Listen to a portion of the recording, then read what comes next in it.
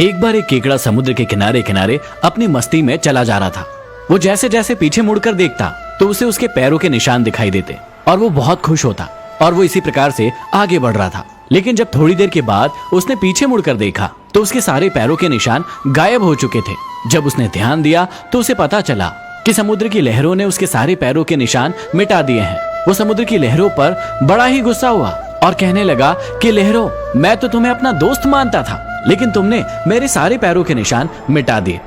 लहरों ने कहा कि ऐसा नहीं है, पीछे मुड़कर देखो, कुछ मछुआरे आ रहे हैं जो केकड़ों के पैरों के निशान देखकर केकड़ों को पकड़ रहे हैं। कहीं तुम भी ना पकड़े जाओ, इसलिए मैंने तुम्हारे सारे पैरों के निशान मिटा दिए। केकड़े को यह बात समझ में आ गई थी। क्या आपको आई कि आपके माता पिता भी आपकी भलाई के लिए बहुत सारी चीजें करते हैं, लेकिन आप बुरा मानते हैं। अब से आप बुरा मत मानिए और उन्हें समझने का प्रयत्न कीजिए।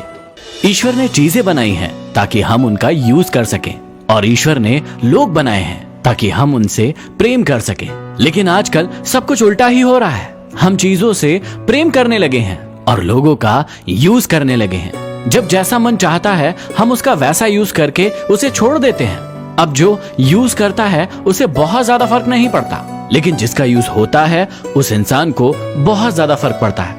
आपका भी कभी न कभी किसी न किसी ने यूज जरूर किया होगा और उसके बाद आपको भी यही लगा होगा कि अब से मुझे भी लोगों का यूज करना चाहिए और उन्हें वैसे ही छोड़ देना चाहिए। लेकिन हर व्यक्ति यदि एक दूसरे का सिर्फ यूज ही करता रहेगा तो इस दुनिया से प्रेम भाव खत्म ही हो जाएगा।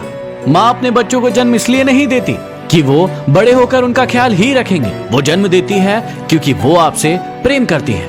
यदि माँ के मन में भी मतलब का भाव आने लगे तो शायद ये दुनिया खत्म ही हो जाएगी।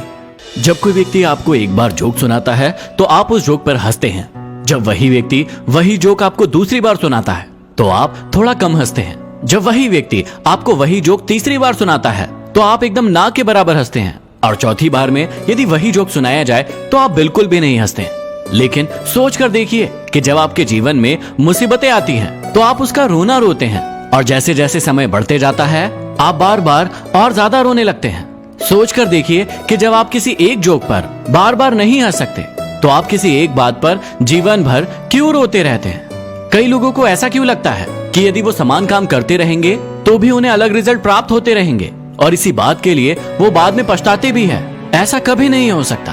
आपको यदि रिजल्ट अलग चाहिए तो आपको अपने कर्मों को भी अलग करना पड़ेगा। इसलिए आप एक ही बात पर बार बार रोना छोड़ दीजिए। यदि वाकई में आपको अपना जीवन बदलना है तो आपको अपने कर्मों को बदलना होगा।